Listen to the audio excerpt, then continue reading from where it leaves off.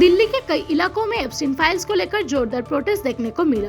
राजधानी के विभिन्न हिस्सों में यूथ ग्रुप्स, ऑपोजिशन पार्टीज के समर्थक और सिविल सोसाइटी एक्टिविटीज सड़कों पर उतर आए और केंद्रीय सरकार के खिलाफ नारेबाजी की। प्रोटेस्टर्स ने सरकार से मांग की है कि एप्स्टीन फाइल्स में जो भी रेफरेंसेस भारत से जुड़े हुए हैं उन पर पूरी सफाई और ट्रांसपेरेंसी दी जाए। इंडियन यूथ कांग्रेस के कार्यकर्ता ने जंतर मंतर पर एक बड़ा प्रदर्शन किया। युवा नेताओं ने कहा कि देश के लोगों को सच जानने का अधिकार है और अगर किसी भी भारतीय व्यक्ति या नेता का नाम डॉक्यूमेंट्स में आया है तो उस पर स्पष्टीकरण देना जरूरी है। प्रोटेस्ट के दौरान पुलिस तैनात रही और सुरक्षा व्यवस्था को मजबूत किया गया। ये विवाद संसद तक भी पहुंच गए। ऑपोजिशन दलों के सांसदों ने हरदीप सिंह पुरी के खिलाफ विरोध जताया और उनसे इस मुद्दे पर जवाब मांगा। इस दौरान लोकसभा की कार्रवाई कुछ समय के लिए प्रभावित हुई और जोरदार हंगामा देखने को मिला। ऑपोजिशन का आरोप है कि सरकार इस मुद्दे पर सीधे जवाब देने से बच रहा है। कुछ प्रोटेस्टर्स ने प्रधानमंत्री नरेंद्र मोदी के खिलाफ भी नारे लगाया और उनसे जांच की मांग की। वही सरकार ने इस आरोप को पूरी तरह से निराधार बताया है। सरकारी पक्ष का कहना है कि किसी भी डॉक्यूमेंट में नाम का आना गलत काम का सबूत नहीं होता और बिना तय के राजनीतिक मुद्दा बनाना ठीक नहीं है।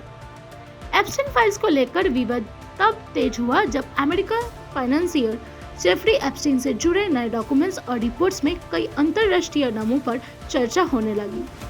इसी संदर्भ में भारत में भी राजनीतिक बहस शुरू हो गई है। राजनीतिक विशेषज्ञ मानते हैं कि ये मुद्दा आने वाले दिनों में और गर्म हो सकता है, खासकर जब संसद का सत्र जारी है। दिल्ली में सुरक्षा व्यवस्था सख्त कर दी गई है और पुलिस स्थिति पर नजर बनाए हुए है।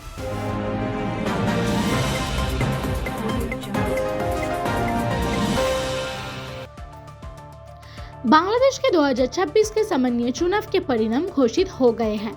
इस चुनाव में opposition party Bangladesh nationalist party यानी BNP ने जबरदस्त जीत हासिल की है और देश में नई सरकार बनने का रास्ता साफ हो गए हैं।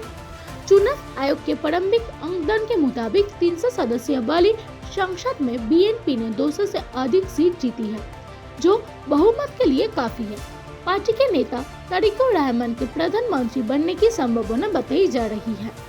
इस बार के चुनाव को ऐतिहासिक माना जा रहा है क्योंकि ये 2026 के राजनीतिक संकट के बाद पहला राष्ट्रीय चुनाव था, जब पूर्व प्रधानमंत्री शेख हसीना की सरकार गिर गई थी और एक अंतरिम प्रशासन के तहत चुनाव करवाए गए। मतदान दर लगभग 60% के आसपास बताया जा रहा है। देश भर में करोड़ों मतदान ने वोटिंग में भाग लिया। चुनाव के बाद ढाका और अन्य शहर में BNP समर्थक ने जीत का जश्न मनाया।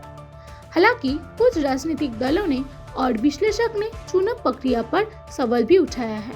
एक्सपर्ट्स का कहना है कि नई सरकार के सामने अर्थव्यवस्था सुधारना, राजनीतिक स्थिरता लाना और जनता का विश्वास बनाए रखना बड़ी चुनौती होगी।